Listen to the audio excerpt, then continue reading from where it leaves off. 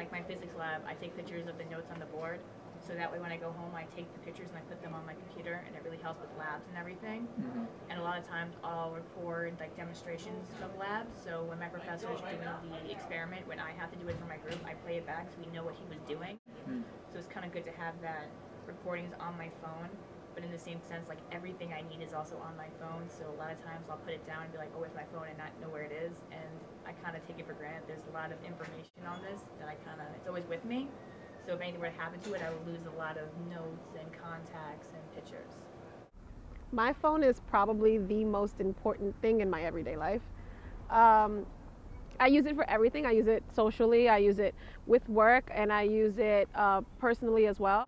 So it's not just texting or calling anymore. It's more for everything else I do too, which is work and school.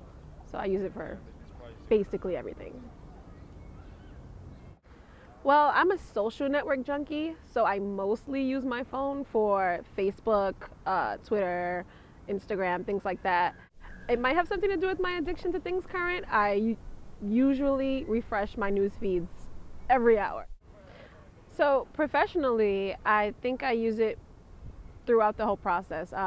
When I'm looking for a story, of course, I'll use my social network or Google Reader for current news, and then when I'm recording my interviews, I'll use my recorder on my phone, and then sometimes even transcribing on the go or jotting down ideas for leads or good sentences or quotes, I'll also use it there too. So basically through the whole process from the beginning to the end of writing. If you have to sit at a computer and do something, you're more than likely just doing that one thing. But if you can move with your phone, you're more than likely multitasking.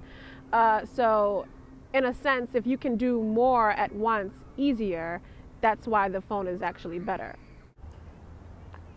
If there are 24 hours in a day, I'm probably on my phone 6 of them, about 6 of them. Phone addiction it's a big safety issue. It's a grave safety issue. You have people walking around texting at the same time. I'm guilty of it. I've almost tripped plenty of times. And then you have drivers texting while they drive and getting into accidents and things like that. So it's definitely a safety issue. But other than that, no, I don't think it's an issue. I think we're moving forward into the digital era.